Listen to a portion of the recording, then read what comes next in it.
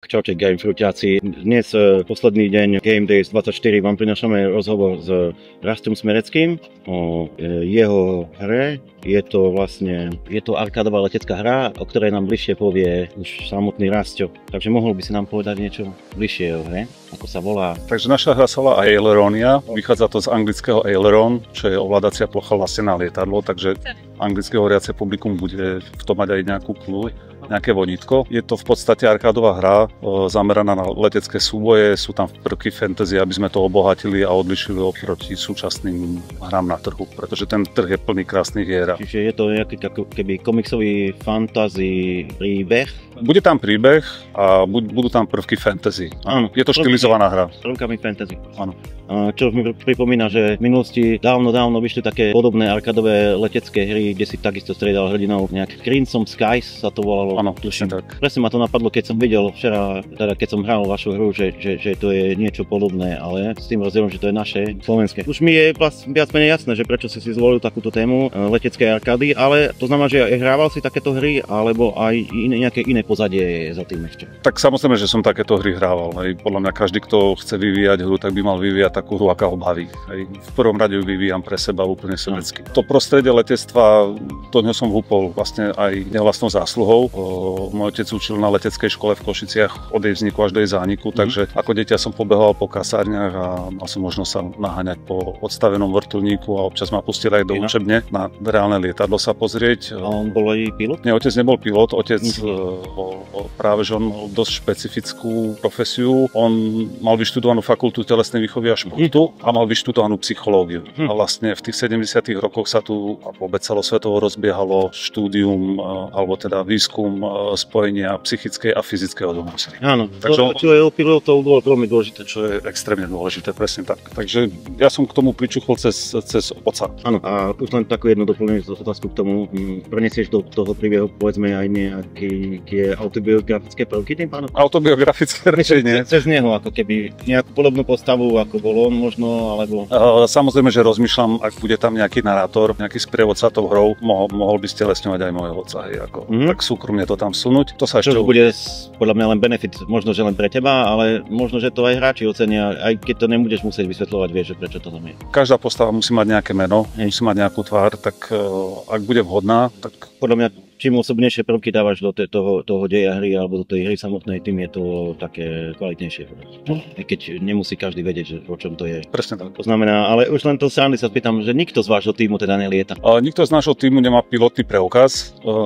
Ja som už dvakrát začal pilotný výcvik, samozrejme vždy kvôli pracovným problémom sa to nejako odložilo. Chceš nám vidieť lietadlo? Mám nalietaný nejaký čas aj na ultralightoch, ale rozhodne sa nemôžem pasovať za pilota. Takže predsa len som dobre si myslel, že ako niečo bude aj s tým ako praktickým letectvom. Tak plním si detské sny. Hej, to je pekné. Aj za počítačom a snažím sa aj v praxi. To je super. To znamená, že hraješ aj simulátory ako také zložitejšie. Simulátory hrám viac určite ako moje hry.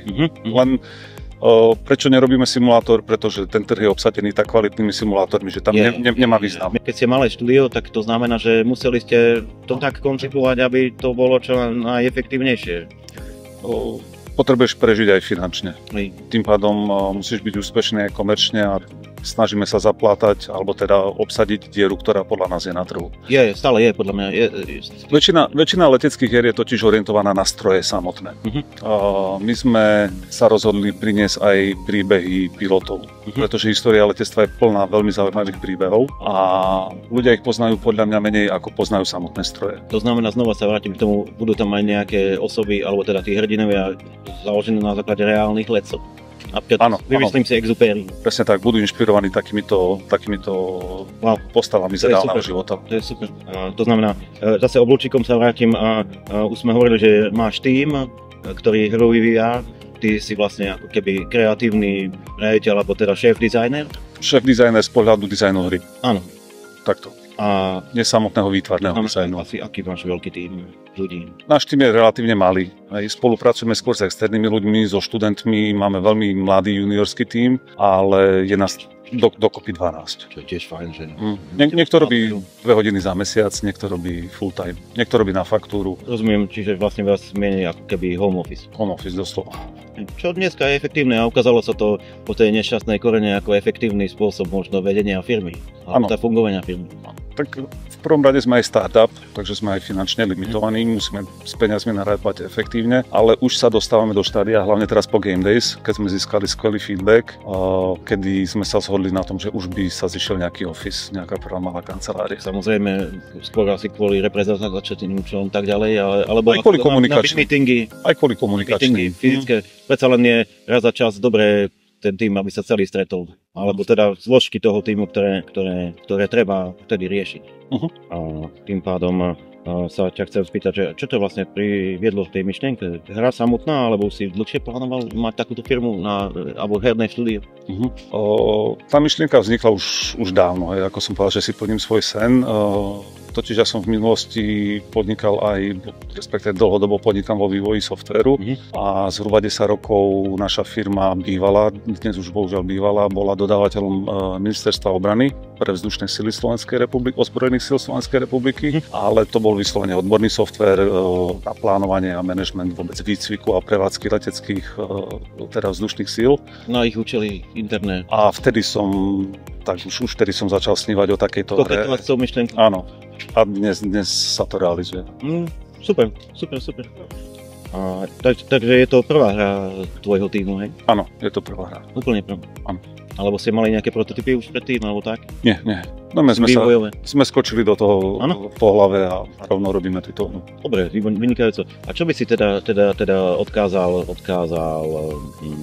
možno ľuďom, ktorí by chceli robiť hry, alebo založiť si firmu, alebo byť samostatní vývojári? Čo by si do svojich skúseností nadobudnutých odkázal? Z mojich krátkodobých skúseností by som im určite odkázal, že je dobre zapojiť sa do vývojárskej komunity.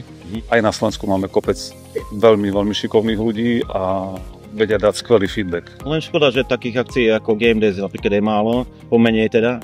Toto myslím si, že je asi jediná takáto najväčšia asi na Slovensku samotnom.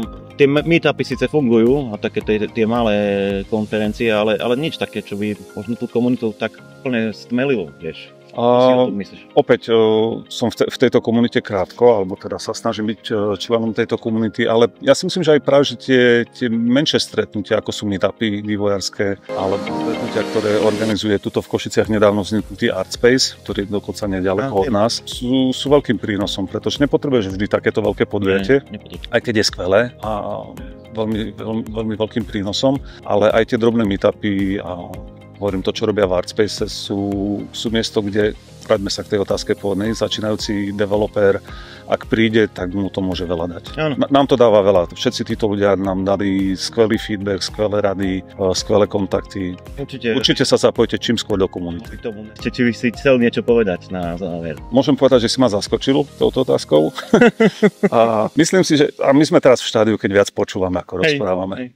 Počúvame feedback, aj účasť na tejto konferencii pre nás bola nazbierať feedback, takže myslím si, že ešte mám čas, aby som dával odkazy ľuďom. Určite. Ale podľa mňa už máš čo povedať teraz. Jedine, čo môžem povedať, je, že je skvelé, že sa dejú presne takéto akcie, ako je Game Days, a skôr by som poďakoval organizátorom aj všetkým, ktorí k tomu prispeli. Fakt ďakujeme. Že to vôbec je. Že to vôbec je. A že je to v Košiciach je úžasné, lebo máme na to skvelé priestory. Myslím si, že aj v Košiciach sú skvelé firmy. Reprezentačné.